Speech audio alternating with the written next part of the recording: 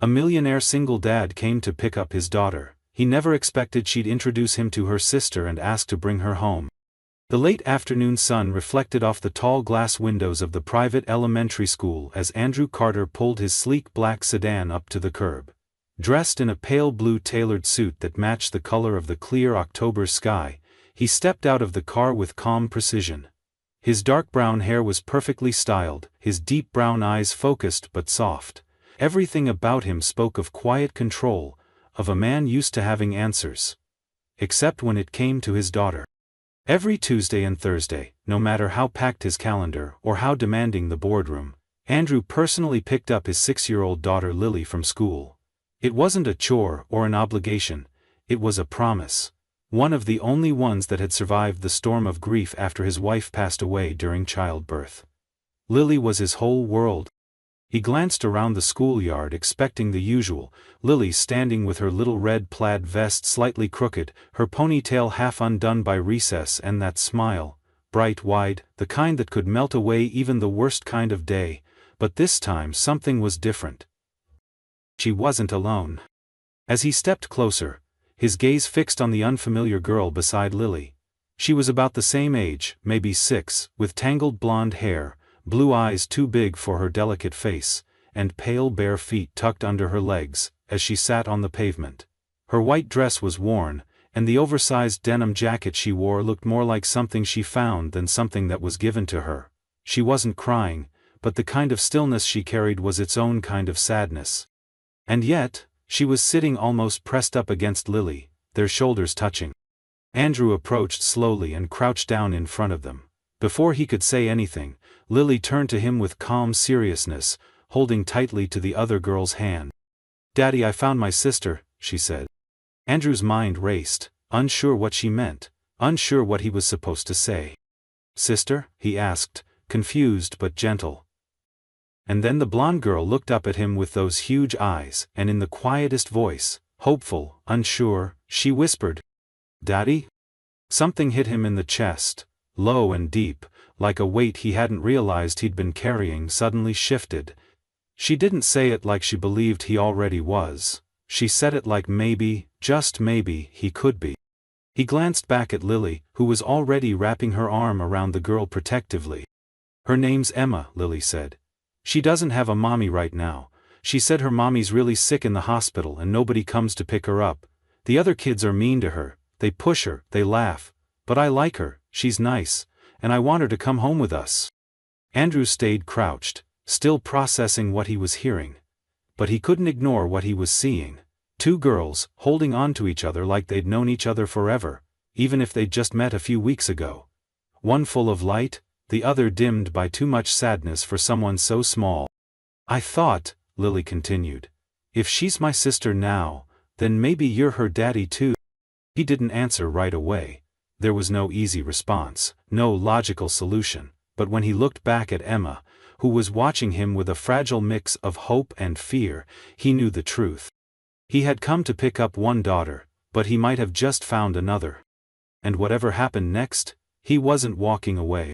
The following morning began like most others in the Carter household, coffee brewing quietly in the kitchen, Lily at the table coloring in her workbook, her legs swinging rhythmically beneath the chair. But for Andrew, the air felt heavier. He couldn't stop thinking about Emma. Her eyes had followed him in his sleep, quiet and wide, and asking a question he still didn't know how to answer. He'd tucked both girls into the back seat yesterday after getting the school's permission to take Emma home temporarily.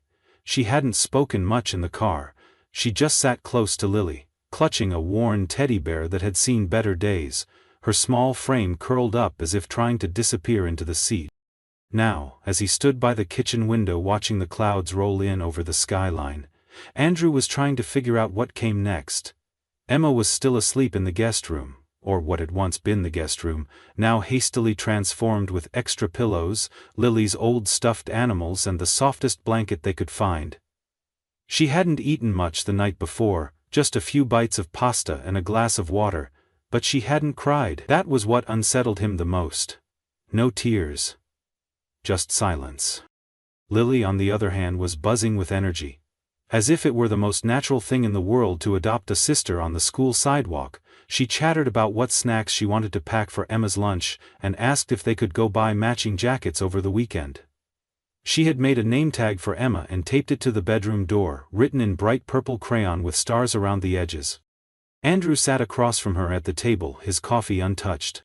"Lily," he said gently, "do you know where Emma's been staying since her mom got sick?" Lily tilted her head, thoughtful.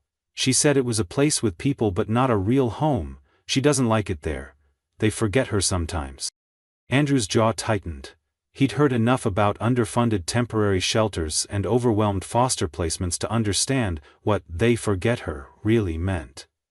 It was one thing to read about those statistics in the news. It was another to see it sitting quietly in your home, wrapped in your daughter's pink blanket. Later that morning, when Emma woke up, she tiptoed into the kitchen, wearing the same denim jacket from the day before. Her hair was a little neater now. Lily must have tried to brush it. And she looked around nervously until her eyes met Andrew's. She didn't say anything, but she didn't run either. That was a start. "Good morning, Emma," Andrew said, crouching down to her eye level. "Would you like some breakfast?" She looked to Lily for confirmation first, and only when Lily nodded enthusiastically did she whisper, "Yes." They made waffles together. Andrew let the girls pour the batter, and showed Emma how to add blueberries without breaking them.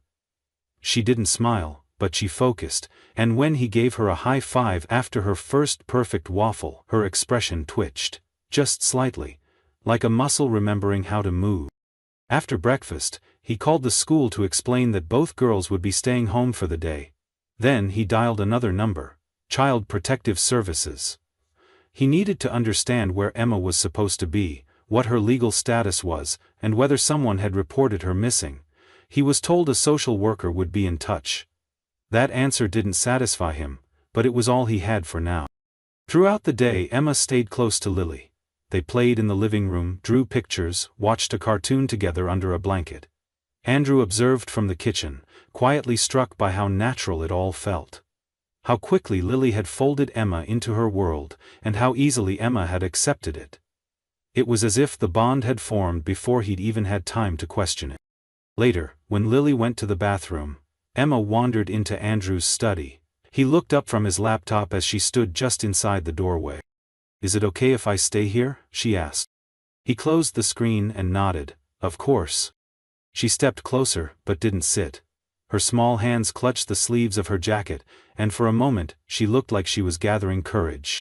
"Lily says you're the best daddy," she said. Andrew didn't speak right away. His throat tightened.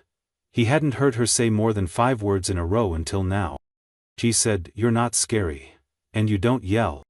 He stood slowly and walked around the desk, kneeling down so they were eye to eye. "I try to be the kind of dad she deserves," he said softly. Emma looked at the floor. "Can people have more than one daddy?"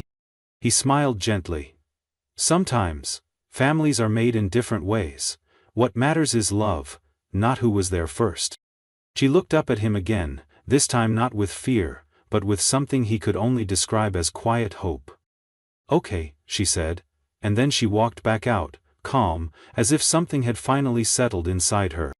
That night, after both girls were asleep, Andrew sat alone on the couch, staring out at the city lights. He knew the road ahead wouldn't be simple. There would be forms to sign, questions to answer, maybe even battles to fight. But he also knew, just like Lily had said, that families weren't always born, sometimes they were chosen. And maybe, sometimes they chose you. 3 days had passed since Emma first entered Andrew's home, and already the rhythm of the household had shifted in ways he hadn't anticipated. Mornings were no longer quiet and efficient, they were now filled with overlapping voices, spilled orange juice, 2 sets of tiny shoes at the door, and a constant flow of questions from Lily, most of which Emma now echoed. There was laughter where there used to be silence, crumbs on the floor where there used to be spotless wood.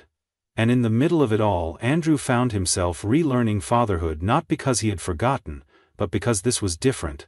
Loving Lily had always been second nature. Loving Emma was like learning a language he never expected to speak. But it was coming to him faster than he thought it would. By the 3rd morning, Emma no longer hesitated to join them at the breakfast table. She still sat close to Lily, her movements cautious, but the way she looked at Andrew had changed. She no longer stared at him like he might vanish. Now she observed him with curiosity, measuring the tone of his voice, the kindness in his eyes, the gentleness in his hands as he poured her juice without asking if she wanted it first. Trust was forming, layer by layer, fragile but real. After breakfast, Andrew received a call from Child Protective Services. A caseworker named Ms. Dunley was scheduled to visit the next day. Her tone was polite, but clipped. She clearly saw this as a situation to be handled, not embraced. Andrew understood. He wasn't related to Emma. He had no legal claim. From the outside it probably looked like he'd simply brought a stranger's child into his home on a whim. He knew how these things worked. Systems didn't see stories, they saw boxes, checklists, liabilities. Later that day, while the girls were coloring in the living room, Andrew stepped into his office and began gathering documents. He printed school reports, Lily's health records, financial information, anything he thought might prove he was stable, trustworthy, capable. But as he looked over the neatly stacked papers, a strange sadness settled in his chest. These files said everything about his income, his real estate holdings, his education, but they said nothing about the way Emma had finally laughed earlier that morning, when Lily dropped her spoon and made a ridiculous face to distract her. They said nothing about how, for the first time, Emma had reached out for his hand when crossing the street. Nothing about how his heart had reacted when she whispered thank you, without being asked. That evening, Emma asked if she could help make dinner. She stood on a step stool beside him, small hands gripping a plastic knife as she carefully sliced strawberries for dessert. It was slow work and messy, but Andrew didn't rush her. He watched her instead, how focused she was, how proud she looked every time she got a clean slice. Lily was in the living room, pretending to host a talk show using a hairbrush as a microphone. The house, for all its chaos, had never felt more alive. As they ate together, Emma finally asked the question Andrew had known would come. Eventually. What happens if my mommy doesn't wake up? The fork froze in his hand. Lily looked at him too, wide-eyed, waiting. Andrew took a slow breath. Well, he said, sometimes people take longer than we hope to get better, but no matter what happens, you're not going to be alone. Emma nodded slowly, chewing without looking up. Her voice was very quiet when she replied. I used to be scared all the time, but I'm not scared here. Andrew didn't know what to say to that. He just reached across the table and gently touched her hand. She didn't pull away. That night, after the girls were asleep, Lily sprawled across her bed with stuffed animals thrown everywhere. Emma curled into a tight ball with the blanket wrapped all the way to her ears. Andrew sat on the edge of the guest bed and stared at the moonlight pooling on the floor. He thought about Rachel, Emma's mother. He had never met her, didn't know what kind of woman she had been, what dreams she'd had for her daughter. He only knew that she was lying in a hospital bed somewhere, unaware that her child had found comfort in the home of a stranger. And he thought about the idea of right and wrong as the law defined it, how it often failed to understand the things that couldn't be measured, the bonds that formed not through blood but through care, through presence, through choice. Andrew didn't know what the caseworker would say tomorrow, but he knew what he would say. He wasn't here to replace Emma's mother. He wasn't here to make her forget. He was here because she deserved to feel safe. Because she deserved someone who stayed. And if the system didn't understand that, then he would teach it. The following morning arrived under a gray sky that seemed to mirror Andrew's thoughts. The house was unusually quiet for a weekday, the kind of quiet that came not from peace but anticipation. The visit from Child Protective Services was scheduled for 10 a.m., and although Andrew had hosted executives, city officials, and international investors in his home over the years, this was the first time he found himself nervously pacing the living room, straightening already straight picture frames and fluffing couch pillows that didn't need fluffing. It wasn't about appearance. It was about what was at stake. Upstairs, the girls were getting dressed. Lily had chosen matching outfits for her and Emma, blue dresses with little white stars and white tights. She said it was to look like sisters, and Andrew hadn't had the heart to suggest anything else. When they came down, Emma clutched Lily's hand tightly, her eyes flicking nervously around the room. She had overheard part of his phone call the day before and knew, at least vaguely, that someone was coming to ask questions. Andrew knelt in front of them and said gently, "You don't have to say anything you don't want to, okay? Just be yourselves. That's more than enough." At exactly 10 a.m., the doorbell rang. Andrew opened the door to find a tall woman in her mid-40s, with short blonde hair, thick glasses, and a clipboard pressed tightly to her chest. Her badge identified her as Melissa Dunley, CPS case officer. She offered a polite but restrained smile, clearly trying to keep the visit as neutral and professional as possible. "Mr. Carter," she said briskly, "thank you for your time." He welcomed her inside, offered her coffee, which she declined, and led her into the sitting room where the girls were waiting. Emma stood behind Lily at first, half hiding, but Lily gently tugged her forward and whispered, "It's okay. She's just here to meet you." Melissa took a seat across from them and glanced at her clipboard. "Emma, is it okay if I ask you a couple of questions?" Emma nodded slowly, her hand still gripping Lily's. "Do you feel safe here?" Emma nodded again. "Do you like living with Mr. Carter?" This time, she whispered, "Yes." Melissa glanced briefly at Andrew before continuing. "Has he ever made you feel afraid or uncomfortable?" Emma shook her head firmly and then surprised everyone by saying, "He makes pancakes with us. He never yells. And he checks on me at night."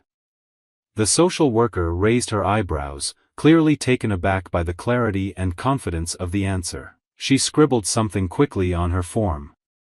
After the girls were excused to play upstairs, Melissa turned to Andrew and asked the more formal questions: his employment status, criminal record, none, home security, emergency plans, and his intention for Emma's long-term care. "I don't want to foster her temporarily," Andrew said plainly. "I want to be whatever she needs, for as long as she needs it. If her mother recovers and wants her back, I'll respect that. But until then, I want to give her a real home. Not just a roof and meals. Safety. Belonging." Melissa tapped her pen against the clipboard. "You understand, Mr. Carter, this is highly unusual.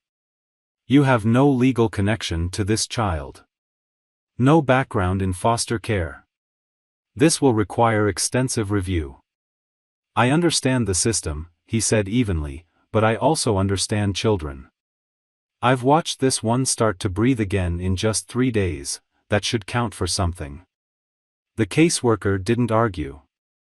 She simply stood, thanked him and said she'd be in touch after submitting her report.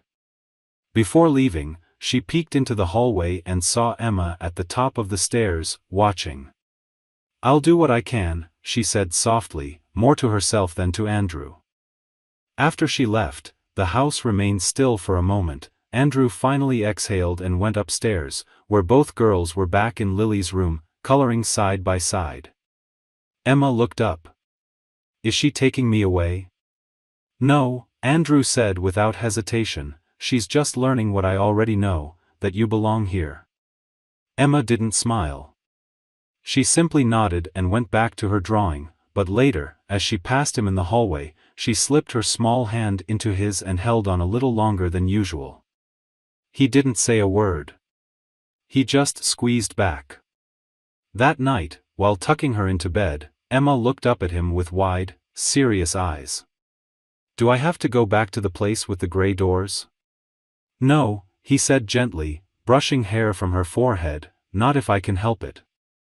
Emma nodded once and rolled over, pulling Lily's old, stuffed bunny, to her chest. Within minutes, she was asleep.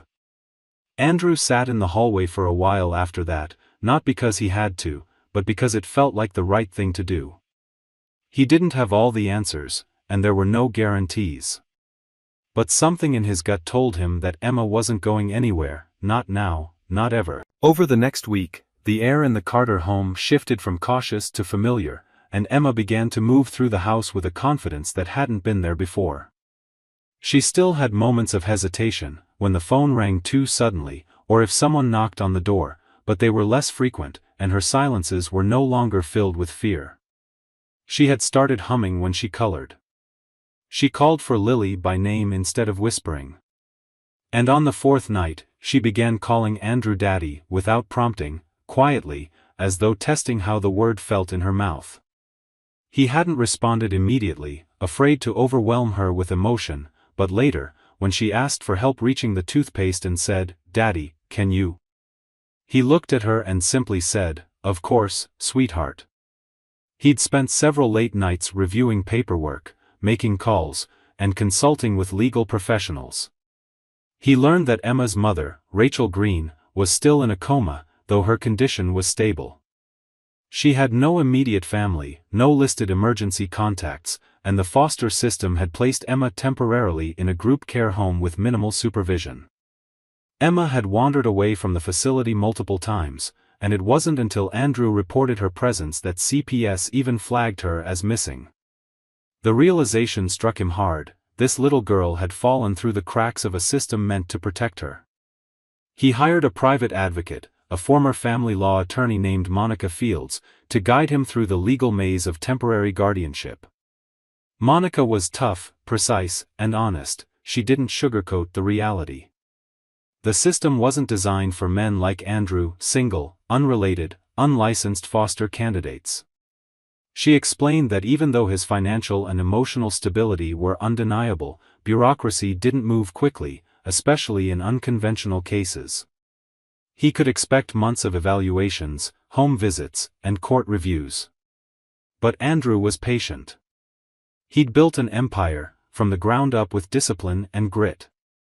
If paperwork was the price to pay for Emma's peace, then so be it. He submitted every form.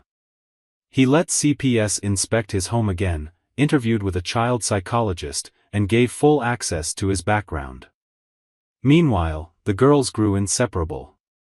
They shared secrets, snacks, and pajamas.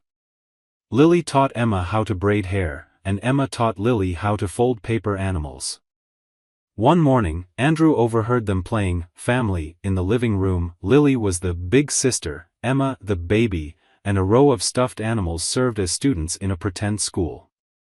At one point, Emma paused and asked, "What if my real mommy wakes up?"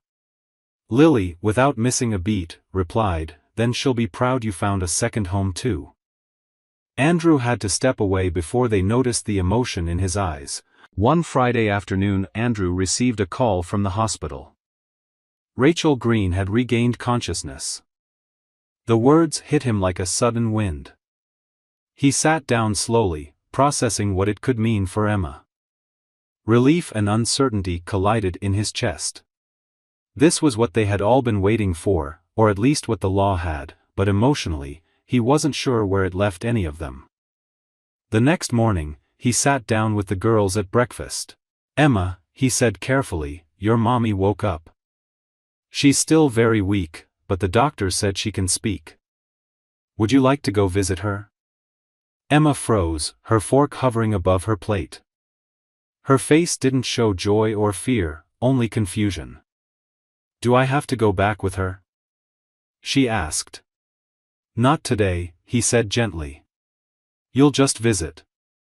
She wants to see you, that's all." Lily reached across the table and held Emma's hand. "I'll come too, okay?" Emma looked at Andrew for confirmation. He nodded. So they went together. The hospital room was sterile and quiet. Filled with the beep of machines and the smell of antiseptic, Rachel lay in bed, pale and weak. Her eyes glassy but aware. When Emma walked in, she froze in the doorway for several seconds, then ran to her mother's side, burying her face in the blanket. Rachel raised a shaky hand and touched her daughter's head. "I missed you," she whispered hoarsely. Andrew stepped back, giving them space, but his heart was racing. This was not just a reunion, it was a question hanging in the air. Would Rachel want Emma back? Could she care for her? Later, when they left, Emma was unusually quiet. In the car, she looked out the window for a long time before saying, "She's still my mommy." But it didn't feel like before. She felt far away. Andrew reached back and gently squeezed her hand. "You don't have to understand it all right now," he said. "Just know that you are loved, no matter what." That night, Emma asked to sleep in Lily's room. They curled up together in one bed, whispering until they fell asleep. Andrew stood in the doorway, watching, thinking about how love didn't always follow rules. It didn't check boxes or ask for permission. It just showed up, stayed, and held on. The next few days passed in a haze of quiet tension and uncertain waiting. Though Rachel was awake and slowly recovering, no immediate decisions had been made regarding Emma's custody. Andrew was in frequent communication with both Monica and CPS, trying to remain as involved and informed as possible without crossing any legal lines. He knew everything could change at any moment. Rachel now had the legal right, as Emma's mother, to request her child be returned to her care, yet doctors were still evaluating whether she was capable of that, either physically or emotionally. No one had a clear answer yet, and for now, Emma remained with Andrew and Lily, still sleeping with her arms wrapped around the stuffed bunny she'd come to treat like a lifeline. Andrew didn't speak about the situation around Emma unless she brought it up. He didn't want her to live in fear of being torn away again. Instead, he tried to keep their days normal: school drop-offs, art projects after dinner, story time before bed. Lily helped too, perhaps without even realizing it. She created a kind of emotional buffer for Emma, keeping her laughing, occupied, protected. Andrew had never seen two children bond so completely in such a short time. It was as though Emma had always belonged there. He couldn't imagine the house without her soft footsteps, her whispering voice calling, "Daddy?" In the morning, her presence curled on the couch beside Lily after dinner. But something changed on the fourth night after Rachel's awakening. Andrew received a call from Monica just after 7 p.m. Her voice was calm, but he heard the weight in it. "Rachel's requesting a supervised meeting with you and Emma," she said. "She wants to talk face-to-face, just adults, no pressure on Emma, the hospital's arranging it." Andrew agreed immediately. He didn't feel threatened by Rachel's return. If anything, he felt sorrow for her. He couldn't imagine waking up from a coma to find out your daughter had been living with strangers. He didn't want to fight her, he wanted to understand her. Maybe they both wanted the same thing, for Emma to be safe, stable, loved. Maybe they could find common ground. The next afternoon, Andrew drove to the hospital alone. He brought no papers, no lawyer, no agenda, just himself. Rachel was sitting up in bed this time, her arms frail but her posture straighter. Her hair was duller than in the picture he'd seen in Emma's file, her cheeks hollow, but her eyes were piercing. She looked like a woman who had once fought hard for her child, and maybe still would, if she had the strength. They spoke for almost an hour. Rachel asked questions, not aggressive ones, but hesitant, careful ones. What did Emma eat? Did she sleep through the night? Did she call him Daddy? Andrew answered honestly. He told her about the night Emma cried in her sleep, and about how she stopped flinching at loud noises after a week. He shared how Lily had adopted her like a twin, and how he'd started thinking in terms of 2 daughters instead of 1. Rachel was quiet for a long time. "She used to hide behind my legs when she was scared," she finally said. "She hasn't had an easy life, neither have I." Andrew didn't interrupt, he just listened. "I didn't want to end up in that hospital," Rachel added. "But I did, and I can't pretend I can just get up and take her back. I don't even have a place to go home to." There it was, the unspoken truth. Rachel loved her daughter, but love didn't always equal readiness. Rachel had no job, no home, and barely enough strength to stand.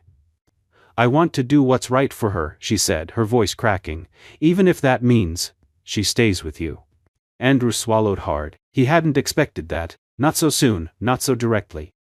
"I'm not trying to replace you," he said.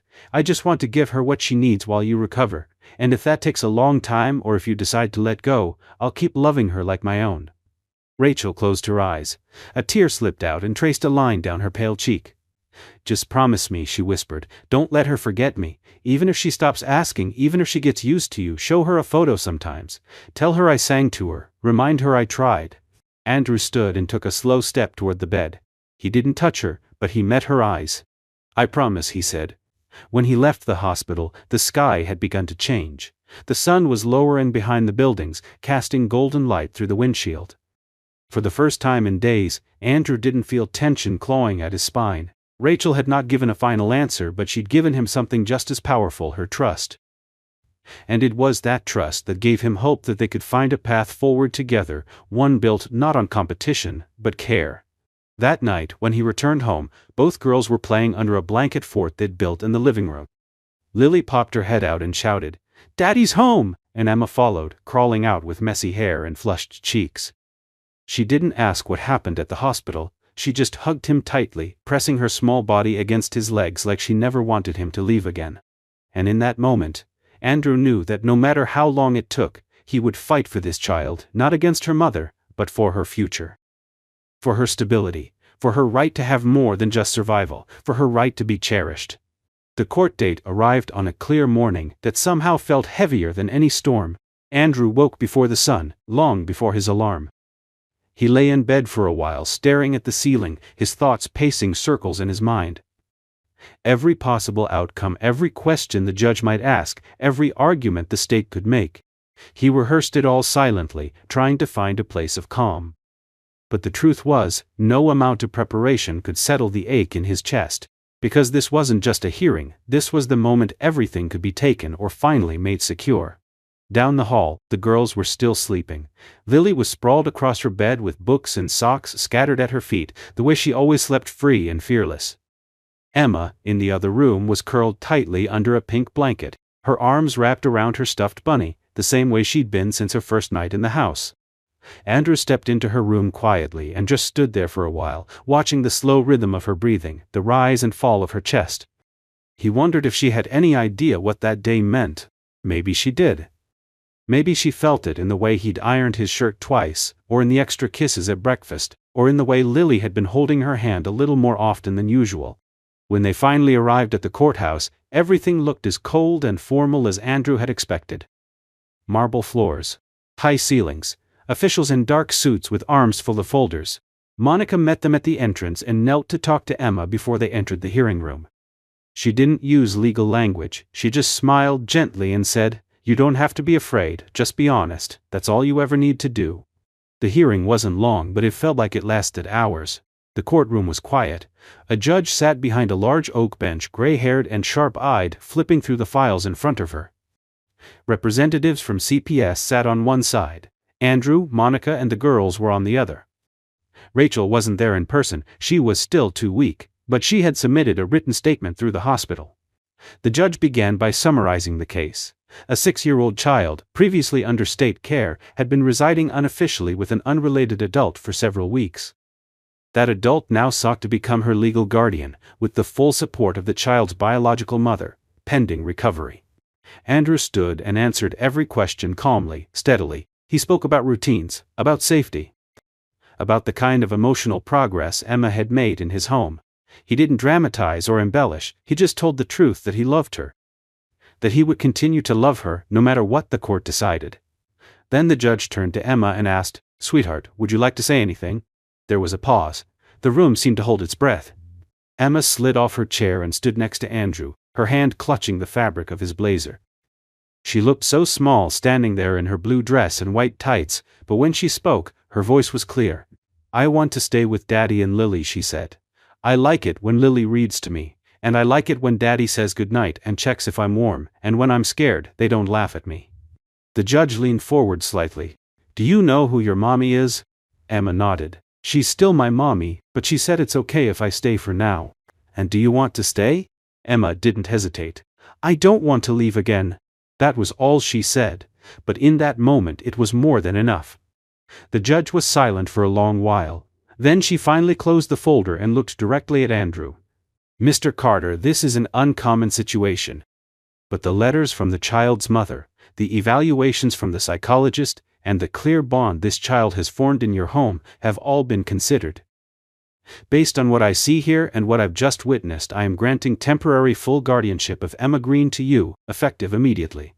Andrew exhaled so deeply it felt like he'd been holding his breath for weeks.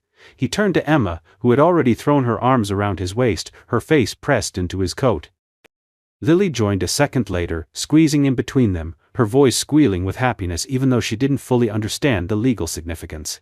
Outside the courtroom, Monica gave him a nod of quiet approval. "You did it," she said. "Well, all three of you did it." Andrew crouched down to Emma's level and took both her hands. "You okay?" he asked softly. She nodded, her eyes glassy but calm. "Can we go home now?" He smiled. "Yes, sweetheart, we're going home." The drive back was quiet. The girls were tired, leaning against each other in the back seat. Andrew kept glancing at them in the rearview mirror. And as they turned onto their street, the afternoon sunlight hit the windshield just right, casting everything in gold. For the first time in a long while, the road ahead didn't feel uncertain, it felt like a beginning. The weeks following the court hearing passed quietly, almost too quietly, as if the house itself was still adjusting to the new reality. Something had changed, not loudly or suddenly, but in small, meaningful ways.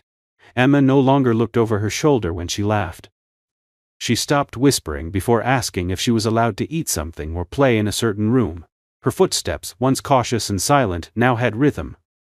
She began leaving her shoes in the middle of the hallway and her drawings all over the house, much like Lily had always done.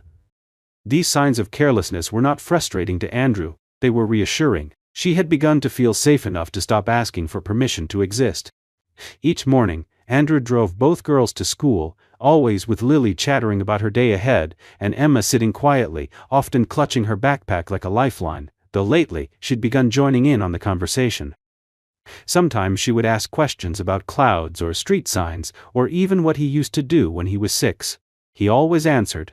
Slowly she was learning how to be curious again. And when he dropped them off at school and watched them disappear into the building, hand in hand, he felt an unfamiliar kind of peace, a peace not built on control or success, but something warmer, something earned. Andrew's days remained filled with work. His hotel group required attention, board meetings, endless proposals, and expansion deals. But he made space, real space for home, for parenting, for showing up not just as a provider but as a presence. He declined meetings that ran late. He started cooking dinner more often, even if it meant burning the occasional grilled cheese. He sat with Lily during homework and helped Emma write her first full sentence without any help. "I have a sister and a dad and a bunny named Snow." They taped it to the refrigerator. Rachel's health improved slowly. She remained in a rehabilitation facility, still too weak to care for Emma, but strong enough to video call every few days. The first few calls were quiet and awkward, filled with pauses and long stares. Emma would sit stiffly, unsure of how to balance two truths, the mother she missed and the father she was growing to love. But Rachel never pushed. She asked about school, smiled at Emma's artwork, and thanked Andrew every time for giving her daughter something she couldn't. It wasn't an arrangement built on guilt or rivalry. It was built on acceptance and eventually, on grace. One night, as the girls lay in bed and the house was finally quiet, Emma came into Andrew's study carrying a book. She hesitated at the door until he looked up from his laptop. "Can you read with me?" she asked. He nodded and closed the laptop immediately. They sat on the couch and she opened the book in her lap. Halfway through the story she rested her head on his arm. "Do I have to go away when my mommy gets better?" she asked, not fearfully but curiously, like someone trying to understand something complicated. Andrew didn't answer right away. He turned the page, then looked down at her and said, "I don't know what the future looks like. But I do know this, you'll always have a home here. You'll always have me." Emma was quiet for a moment, then nodded against his arm. "Even if she wants me back?" she asked. "Even then," he said. "You'll never be without someone who loves you. That's what family is. Not who you came from, but who stays." She didn't say anything else, but her breathing slowed, and eventually, she fell asleep right there on the couch. Andrew carried her upstairs and tucked her into bed beside Lily, who shifted just enough to reach over in her sleep and hold Emma's hand. Months passed and seasons changed.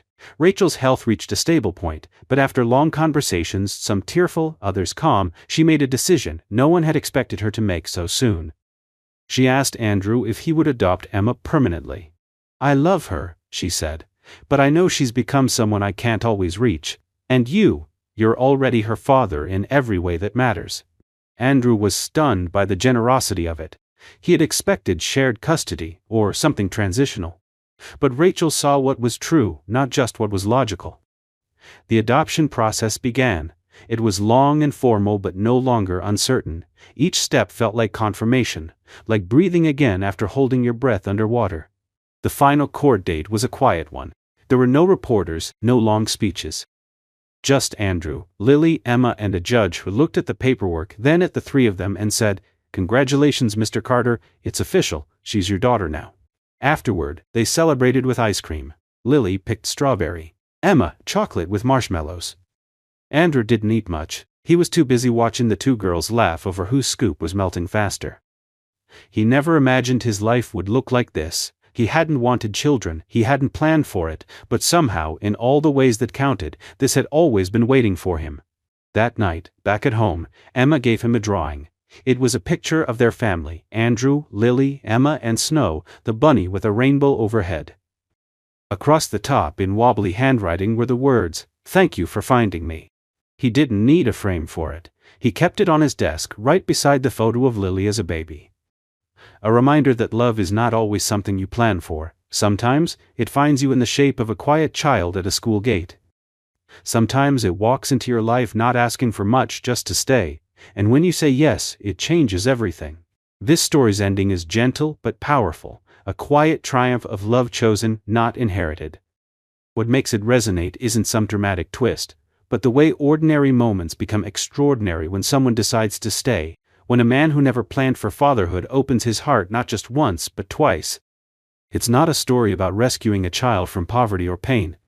It's a story about mutual healing, about a little girl learning to trust again, and a man discovering that success isn't measured in wealth, but in the warmth of two small hands reaching for his.